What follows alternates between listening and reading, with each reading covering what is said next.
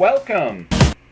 Yeah, there we go. Sorry, now it popped. Welcome everyone to episode 30 of Just Joshing. My name is Joshua Penteleresco, and I write stuff and I podcast too. And this week we have a nice humdinger. Hannibal Tabu. I hope I said that right. I hope he doesn't punch me or something like that. Hannibal Tabu is a writer, novelist, comic book creator, and columnist. He does a weekly column at comicbookresources.com called The Buy Pile, where he reviews comics. He's an interesting dude. I've talked to him. Oh shoot! I'm gonna say probably about 10 years ago. And no, 10 years ago. Dang, 10 years. And he was doing a column about The Boys, and I remember this from a long time ago.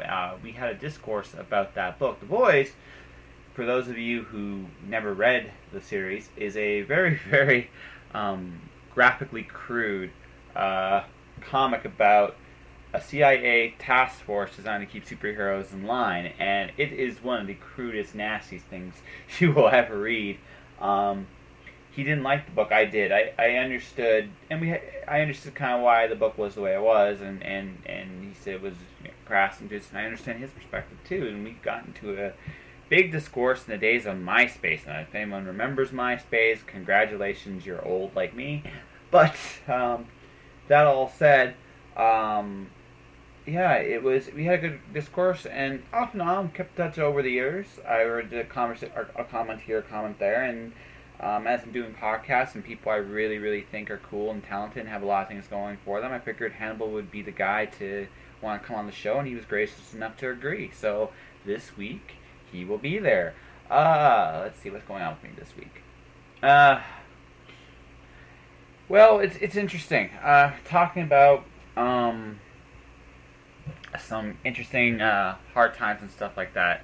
I'm at the point now where it's so weird. I'm in this weird point in my life where I kind of feel like I'm in between 2 points. I've gotten a lot more notice, opportunities, and things coming out of my my writing. Got some real big news I haven't really shared too much. I've said it privately to a few people, but not publicly to anyone really. And I'm going to eventually mention it on the show, hopefully episode 31 or 32. It's leading to some big things down the road, and I'm yet for all the big things coming, it's just so weird. The highs and lows of doing what I do is sometimes the lows are just simply dealing what I'm dealing with in terms of mentality. When your work's pre-shift meeting is talking about mostly a toilet seat or a toilet or a bathroom and stuff, I really don't know what to say other than like, wow. The last thing I kind of want to talk about at work or anywhere really is a toilet. I have a toilet. I try to keep it clean. Really, that's the end of it for me. But this was a subject for weeks, not days. I wish it was just days. I wish it was weeks. I mean, now it's died and it's done, and it's like I said, it's definitely been a. Like I said, it's getting harder for me to. Like I said, I don't want to sound like a crybaby. Because I'm not saying I'm ungrateful for my job or and all that stuff, because that's not the truth. But the thing is, I'm hitting that point where it's getting harder and harder to remain patient with conversations like that. So I'm kind of really debating about changing jobs, because there are still a lot of benefits to this job for me in terms of time, money, that sort of thing, and that's why I've kept it as long as I have. I need to get off I think I need to get off the shift I'm on for sure. I think that's a no-brainer to me.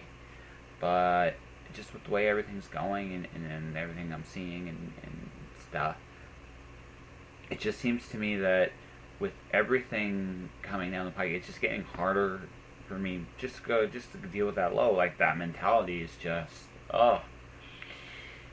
I and again, maybe I'm being a bit of a crybaby. I don't know. It just seems to me that my highs, my highs. You know, I'm with a job where I don't feel any real fulfillment. And this is a lot of people. I think what happens with quite a few of us is most of us don't get the opportunity to find a job that feels like we gotta pay bills. I gotta eat. Oh gosh, I'm yawning. That's too bad. I gotta eat.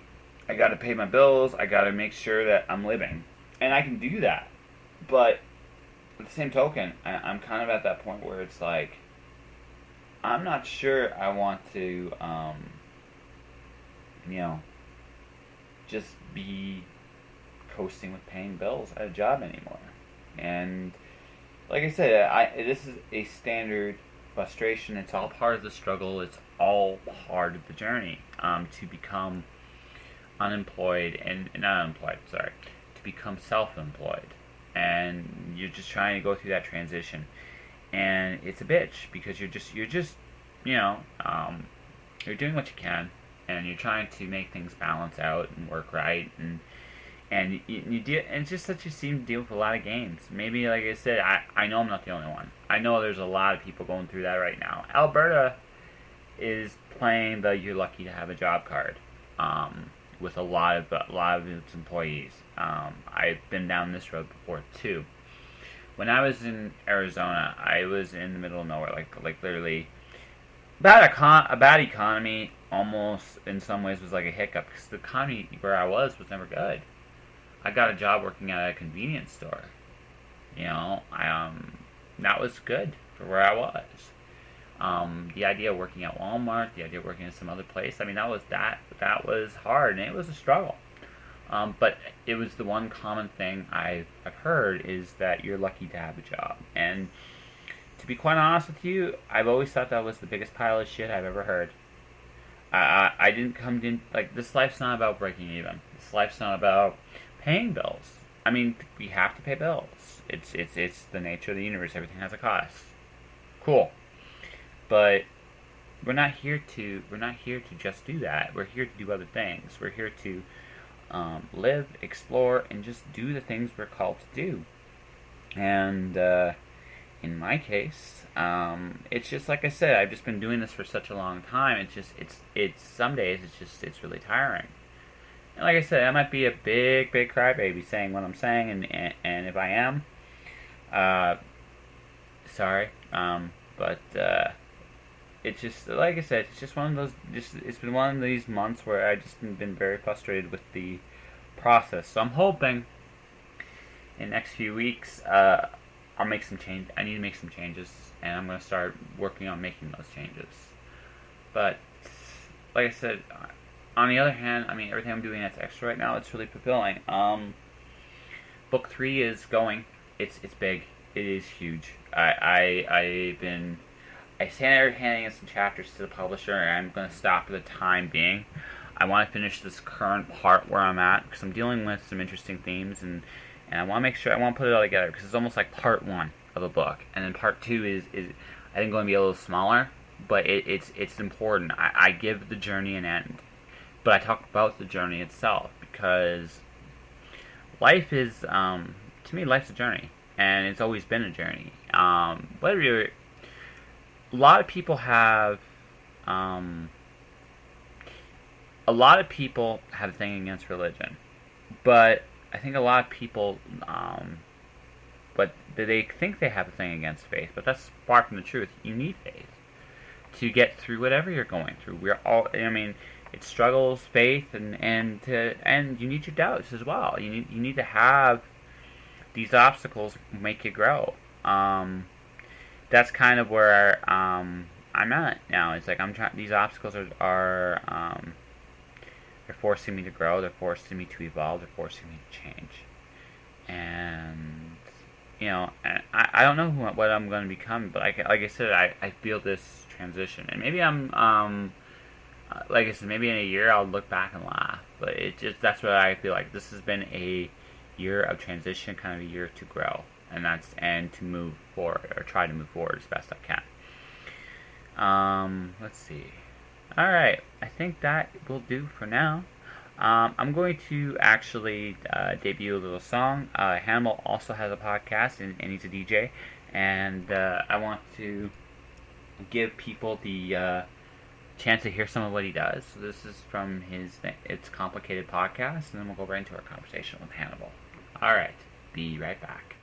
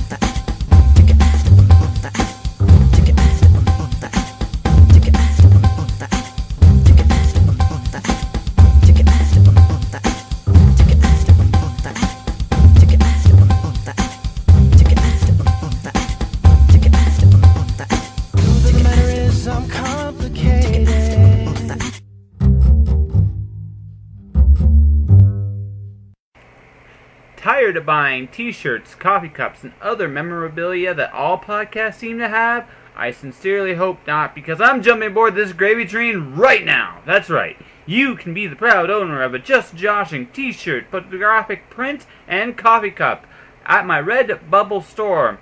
Redbubble has one-click ordering and will ship anywhere in North America. Check out http://worldwideweb.redbubble.com/people/jpenteloresco for more details. I almost know what I'm doing, I swear. Anyways. Oh, I should warn you, since we are officially recording, by the way. Yes. I should warn you, I take myself very seriously. If you ever read a post of mine, you know this. I'm super serious, like never. But I try to keep it light and fun, and that's all the goal here. Talk about what you do, because you do a lot of cool things. You Thank you. yeah, you do. I have not read your novels yet. That is something I'm planning on doing at some point down the road. I'm currently reading Way of Kings by Brandon Sanderson. That thing's a monster. You have a Um, lot going on. always, always. When I started doing this stuff, I never thought, well, two things. I never thought I'd learn as much as I've learned. Right, for me, it's been like, I never intended on doing a podcast, but I've always been interviewing people for so long, it just seemed like a logical progression for me. Hmm. And you, let's see, you're a DJ. You do the only comic book column I still read, and Thank you. well, no, it's fun. You're honest. I can see why some people wouldn't like it, but I actually kind of dig it, even though I don't always agree with you. We should we should Hmm. we should we should uh, we should talk comics at some point in this podcast. But no, you do that. You're a novelist. You've done some of your own comics. When's your Topcast series coming, or has it come? And I'm just blind. The Top Cow thing, I won the Top Cow Talent Hunt in 2012, Mhm. and I wrote Artifacts 35 for them. There are ongoing discussions with me and Top Cow to see if that relationship will continue into other ways, but I don't have anything. Well, nobody's signed a check yet. Oh, I'll put it that way. okay, that's fair. That's fair. That's fair. No, and by the way, congrats. That is really cool, actually. So Thank you. yeah. So all right. So let's. Why don't we go to what made you decide to go down this path? Let's start there. That might be an interesting. That seems like an interesting way to start this. That is a fun story. I had been writing. Well, I've been writing, prose since I was 8. I wrote my first novel when I was in on 220 sheets of college ruled notebook paper when I was 8. It's terrible and I can't throw it away, but hopefully I'll be able to burn it before I die and nobody will find it. Anyway,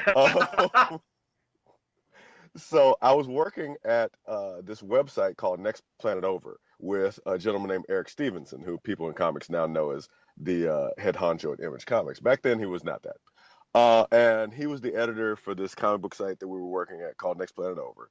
And he needed reviews done, so I started doing reviews for the site because they needed content. And he was like, "Have you ever thought about writing comics?" I'm like, "Yeah, I mean, sort of." But I was more of a prose guy. I loved comics. I'd been reading comics since I was little, but I'd never actually thought, "Oh wow, I could actually write these things." So he took me when we went to Comic-Con. I think this was, I want to say 2000 or 2001. I can't remember. Introduced me to Grant Morrison, introduced me to Eric Larson, started getting me hyped up on the idea of it. And I was like, "Oh wow, I guess I could really write comics. It's just a different type of storytelling." And I, then started working on pitches and meeting artists and different things, most of which fell through. And then finally, during December of 2011, I'd been reading about the Top Cow Talent Hunt, and I had kind of an idea for it. So I started working on a script for it, and I really threw myself into it because at the time my wife and my oldest child were on vacation on this enrichment voyage with Semester C throughout South and Central America. So it was just me and my youngest slept a lot at the time. So I found a lot of work out, and I had peer review. I went to Vince Moore who wrote for Dynamite. I went to Brandon Easton, who has written for Transformers and on Agent Carter. And I got a lot of people's opinions on making sure I was keeping the story as tight as possible. Jeffrey Thorne, who's written for Librarians. And then finally, I submitted it, and Top Cow loved it, and I was off to the races. So I guess I was a 12 or 13-year overnight success of some sort. That sounds about right. I'm working on being overnight success myself. I've been doing the writing thing since I was 13. I'm 34. So, we're getting there little by little. It's over. It's incremental progress in all things. That's really what it comes down to. I mean, like I said, it's probably like me. You probably just got yourself educated in a bunch of different things by accident, just doing what you're doing. You've been doing, let's see, the review column. How many years now? Like 5, 6 years? Oh no, I started, which also ironically has to do with Eric Stevenson. When we left Next Planet Over because the company went out of business, he didn't want to stop doing the kind of editorial work we were doing. So with myself and then it was a guy named Alan Huey, we worked on a site called Spinnerack.com, which was basically his idea of what a comics magazine should be: reviews, opinions, so and so, so forth. And that site, that's awesome. yeah, it didn't last long. Nope. But it gave me kind of the bug to keep going with it because we were working out of this shop in Culver City in California called Comics Inc. And we had a deal that as long as we include the address and publicize the shop, we could come in and read and do whatever we wanted to and buy, what we felt like. So I continued that deal after that, and I started doing the buy pile just on my own website, just as an independent thing. This was March 2003, so I'm coming up on my 13th anniversary of that. And then after about 2 years of doing it independently, a site called Underground Online out of New York, UGO, they said, "Hey, would you be interested in bringing your column to us and we'll pay you for it?" I'm like, "Get paid for doing something I was doing for free? Sure, that sounds great." That's awesome. Yeah. So I wrote for them for another 2 years until my editor there, he went to go work at MTV, and the new editor and I, we didn't quite see eye to eye in a lot of ways. So I'd been doing a different column called the Comic Reel, which is now done by some other people at Comic Book Resources. And then my boss at CBR was like, well, since you don't like what's going on over there, why don't you come over here? I can pay you this much. And that was more than I was making at UGO. So I was like, sold. And that was 2006, I want to say. 2000, I think it was 2006, late March of 2006. And then, yeah, I've been a CBR ever since. And I have a fantastic relationship with them. I'll be helping them cover WonderCon here in Los Angeles. And, I have nothing but good things to say about that group. Oh no, no, they are a very good website. It's one of, like I said, I like comic book resources. My other favorite comic book sites, the Outhousers. They just make me laugh. So Hmm. that's just it's just one of those. You guys are pretty good at your reviews are top notch. The columns are really good there, and I enjoy you guys for that. And I enjoy the Outhousers because they make fun of the industry, and I think that's a good thing all on its own. You need someone to do that on some level. Anyway, but I agree. Yeah. Gail Simone doesn't get to do it anymore. She has to have a fantastic column doing that. oh, no, her. She's too busy writing comics now. Yeah, no, Gail's was hilarious. I miss Yep. it. I miss it. I truly think Gail should be doing some kind of humor book in comics right now because she's got a really nice sense of humor and especially now with all the experiences she's had, that would be just incredible to read. I wish. I get why she's again no ill will with Gail or whatever what she's doing now. It's just just that little bit's like I miss it. But it's life and Yep. we all move on. Um, so you got like I said, so you got two novels. If I every time I Hmm. read it.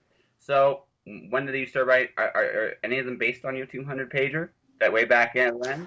No, I asked so let me tell you why I'm asking you this. Terry Pratchett did a book called Carpet People way back. It's not as one of his more well known books, but it was really cool because he wrote that story initially when he was 13, and then and then he wrote it again when he was 40.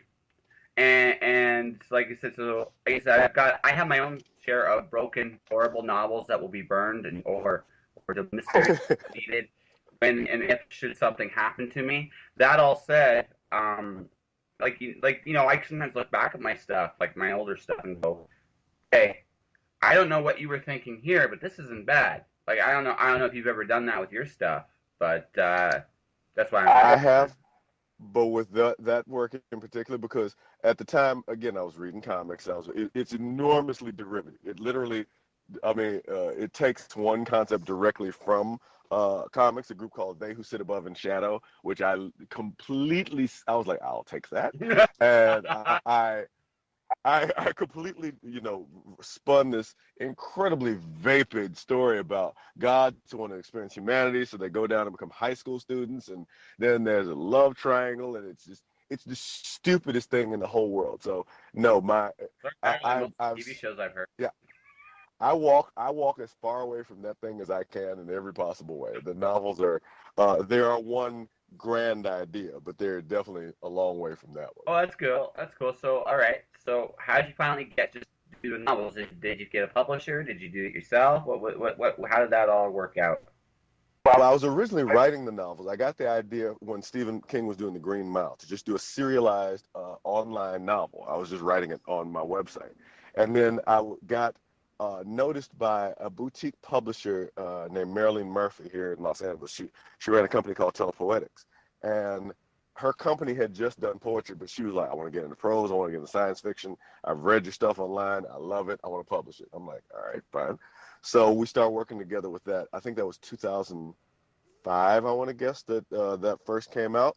And it was, for her, her company, a huge hit because it sold way more than all the other stuff she was doing. Uh, I didn't get the chance to market it because I didn't have the knowledge that I definitely have now about marketing books and how to access certain things in that regard. But I really had the bug for it. I had started another book before I'd started the book that actually got published, and I finally finished that. I want to say in 2007 or 2008. I can't remember. And then I ruminated over it. I drafted it. I ran through some edits on it, and then I finally self-published that and republished my first novel, which is The Crown Ascension, on my own little imprint.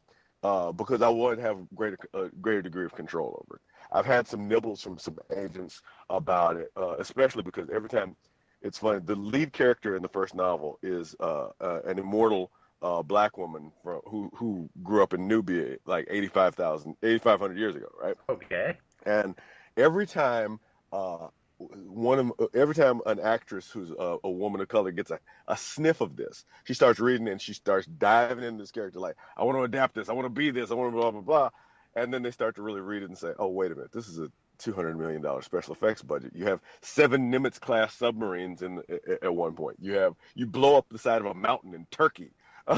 Well, I'm like, yeah, I did all that because I didn't have a budget. There was no one to stop me. So well, yeah, well, but I mean, that's the beautiful thing about writing stories, right? You get to go out there and you get to create whatever you want and do whatever you want, and that's, I mean, there's no one to say, well, what about the movie? It's like, who cares? That's not what the story needs. The story needs this because it's fine, damn it, and that's pretty much what you said. It sounds like, so exactly. yeah. So, all right. So if I were to elevator pitch Crown Ascension, give me the elevator pitch.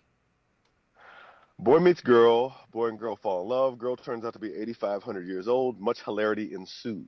That's not bad. Not bad. I definitely give the first couple pages a shot. Definitely for just on that. Very good. So okay, you've done comics, you've done prose. You're a DJ too. So is that your first? That's correct. Is that your first? Is that what was that your first love, or was it comics? Was it books? Because it. Books were the first love. Comics were within seconds of that. I've been interested in DJing and music for a long time. I sang in a choir when I was a kid. I sang in a band when I was in high school.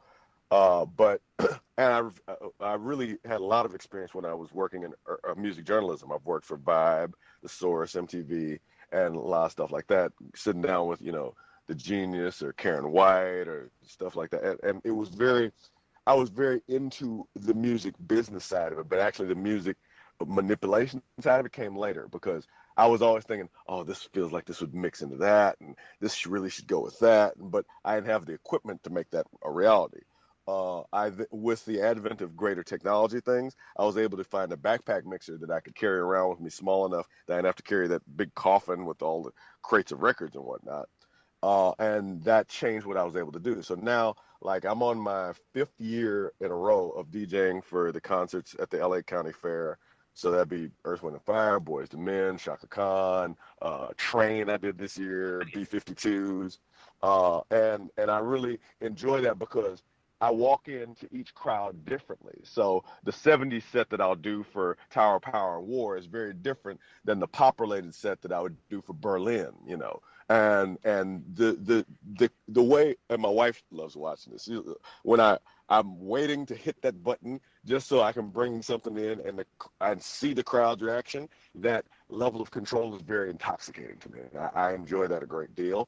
And the reason why I don't DJ full time, like my brother-in-law, is because I like to be at home with my kids. So, Well, no, there's I do it. and it's good you have your priorities. Actually, on my day job, I have a. He's not a DJ, but he's definitely into the music scene, and he's done bands and stuff before. So, and the reason he doesn't do it full time, he's got kids, and that's not actually a bad thing. That's a noble thing, actually. That you're there with your kids. But talking about. All right, this is interesting because I just came back from just watching some local bands perform. You do DJing. Is it kind of like almost the same kind of performance thing as like a singer would do? And forgive my ignorance because I really just don't know, right? So, It depends on the band. Because I know, say for instance, there are some bands that are, and actually there's some DJs. It's very similar for DJ. There's some people who approach it from what I call a stylistic standpoint. One of my good friends is a DJ on a station called KCRW here called Garth Trinidad. And when you show up to Garth Trinidad's show, you don't come in asking for requests. He curates a musical experience. So you come to see what he has to say musically. That's what he does on his show. That's what he does when he's DJing out in the community. Me, I'm a populist. So I play whatever I think the crowd is going to respond to. Very rarely do I get the opportunity to put my own taste into it.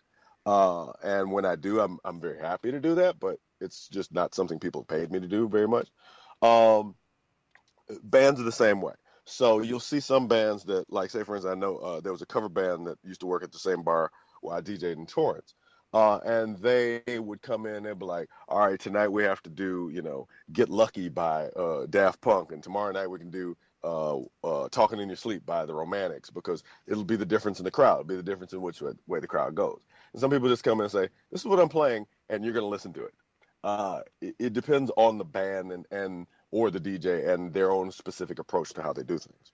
That's fair. Do you okay? Now, obviously, you're not paid generally to do it, but would you like to be more of creating your own experiences? Because it sounds to me like you'd be one of those guys that would have like be working on an album or a tape or a concept in the background, and just like it's like one day kind of deal. That's just so it sounds like to me. I could be wrong. Yeah, you are not wrong at all. I've got about, I don't know, probably about 5 songs in some different degree of completion. I've done a number of personal mixes that I'm very attached to and whatnot. So I would definitely rather be a stylist, but as Christopher Priest once told me, there's a difference between art for commerce and art for art's sake.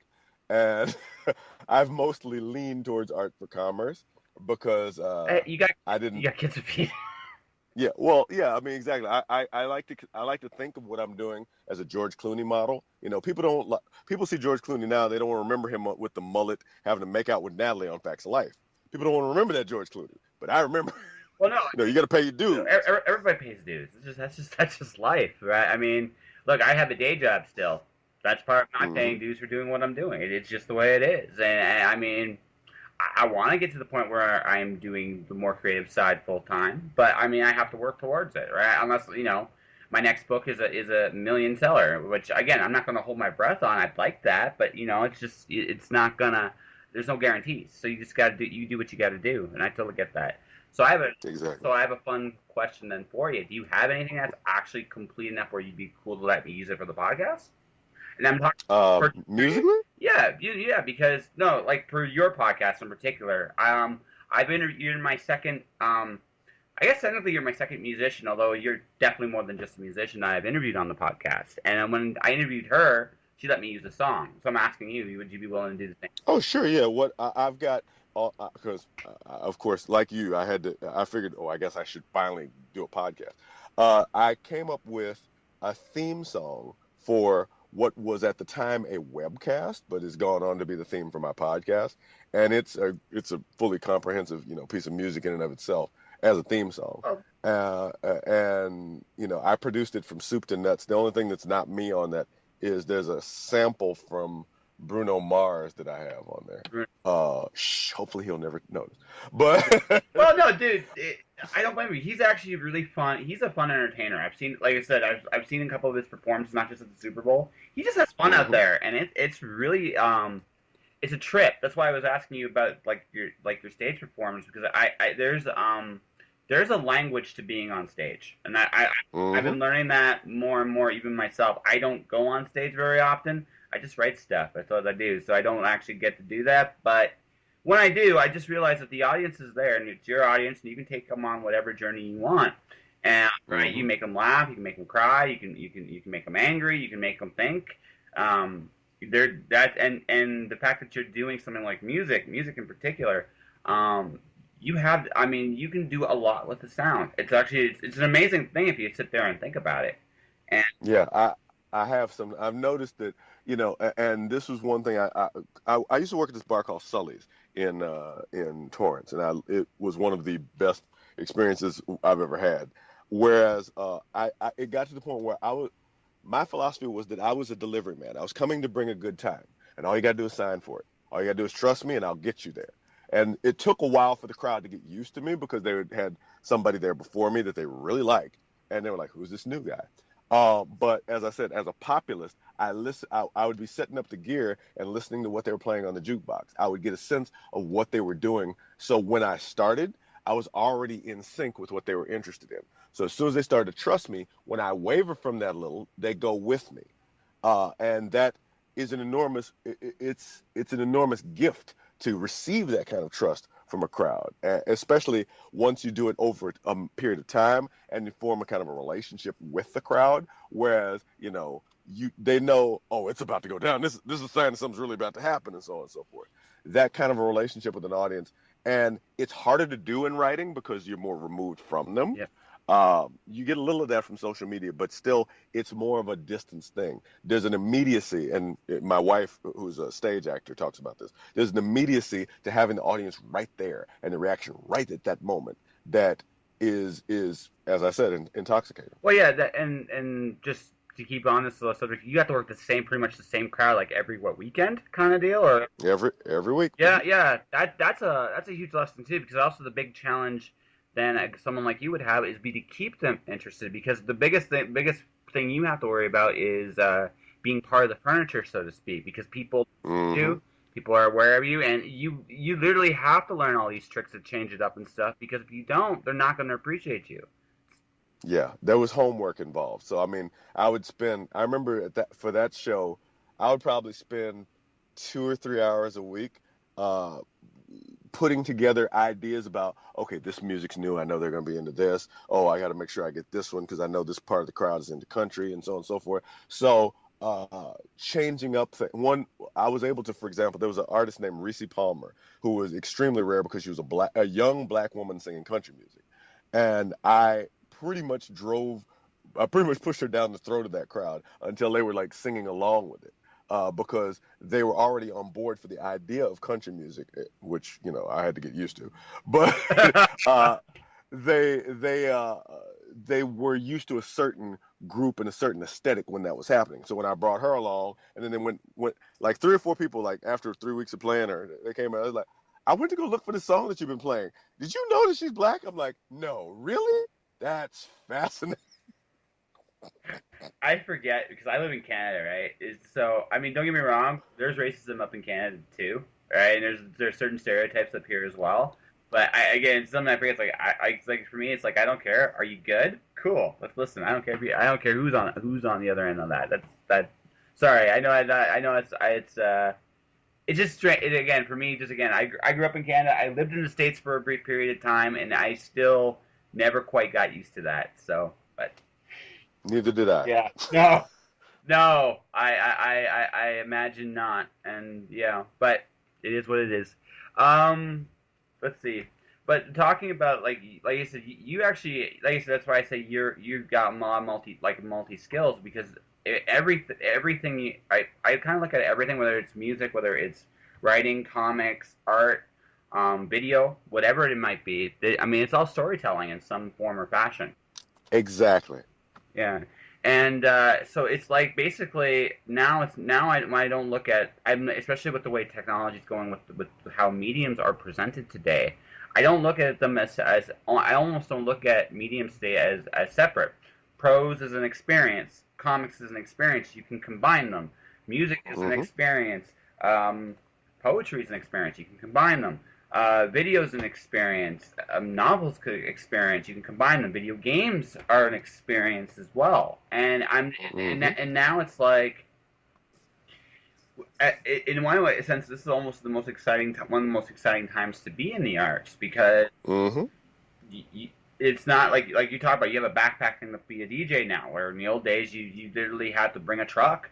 Um, no, Yeah. I mean that's just the way it was, right? I've seen the old DJ equipment. I've seen what's used now. I mean, I've seen some of the tiniest equipment now for DJ stuff, like that, like these tiny laptops, and it could do everything those old equipment could do. Yeah, and Hmm. sometimes better. So it's like this is all accessible now. Like this is all, if you have the time, if you and that is a challenge, grant you. But if you have the time, you could tell some of the most unique kind of stories ever. You know what I mean?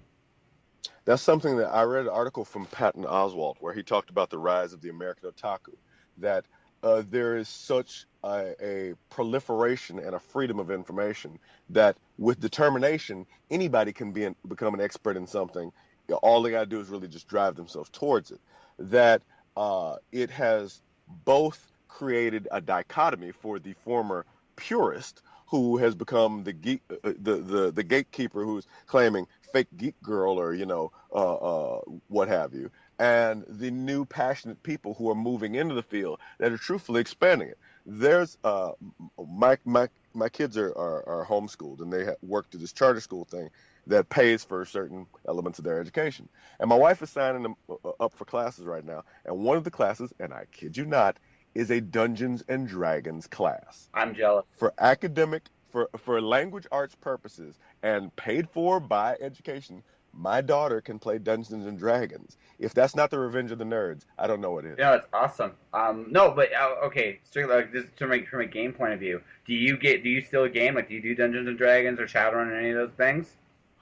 Oh, if I have I used to play MUDs, which are these things called Yeah, multi-user yes, yeah, I dimensions. remember those. Yeah, Yeah, they're text based, and the text flies by, and I loved mudding. I had so many 12 and 15 hour stretches playing MUDs in the computer labs at USC, and then finally at my own home.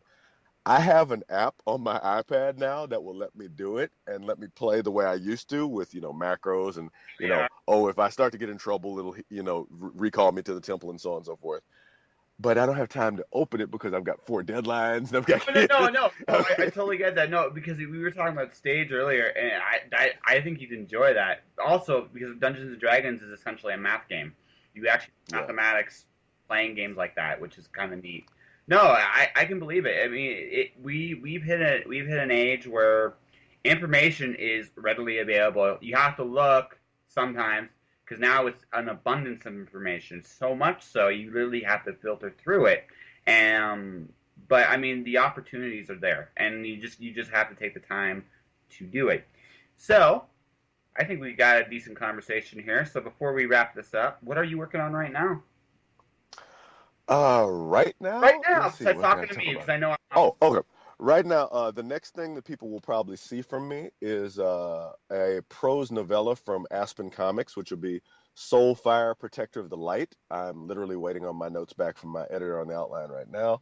That'll be, it was supposed to be out for Free Comic Book Day, but I believe we're going to be pushing that back a little bit. Uh, there's another prose novella from Aspen coming out later in the year, I believe, which is Fathom, Out of the Blue and Into the Dark. Um, I'm I'm trying to think because I know those two things have been announced, so I can talk about those. that's right. I'm trying to. There's of course I still owe Aspen another one or two source books, so I'll either be doing Kara's Magic or Lola XOX. I can't remember which ones he said he wanted me to do, but he's focused on the prose novellas right now, No, and that's really great. My relationship with Aspen is also fantastic. Vince and Frank and Peter and Gabe, I mean, just working with them is an ongoing joy that I really have a lot of fun with. I'm also doing an independent project with an artist named Quinn McGowan. It's a weekly web comic that's free called Project Wildfire Enter Project Torrent, and that can be found on operative.net. yeah, And I've been learning a lot in the serialization of it again, that kind of immediacy of things that we were talking about, yeah. that is really great and engaging for me. So I think I put up page 7 this week, and it's a 44-page story. So we'll be going throughout the year pretty much with that. That's super cool. You'll have Um, to send me a link to that when this is over, because Absolutely. I'll give you the same harsh, wonderful reviews you give yourself. So If you can't take the heat, you gotta stay out of the that's kitchen. I totally understand. true. No, totally true. Okay, no, that's really cool. So if people want to find you, if they seek you out, how do they seek you out? Well, the easiest place to find everything that I'm doing is at my main website, which is HannibalTabu.com. I also, through Facebook, Instagram, Twitter, and Tumblr, it's Hannibal Tabu, one word, no funny spellings, no umlauts or anything.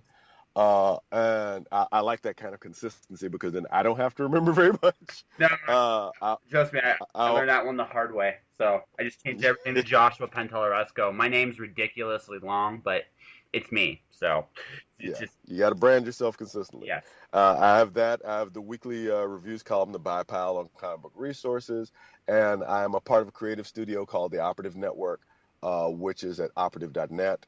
As I mentioned, some of my works can be found on Aspen Comics right now. I've got the Fathom source book, the Soulfire source book, the Executive Assistant source book, which are like the official guide to the whatever this universe is.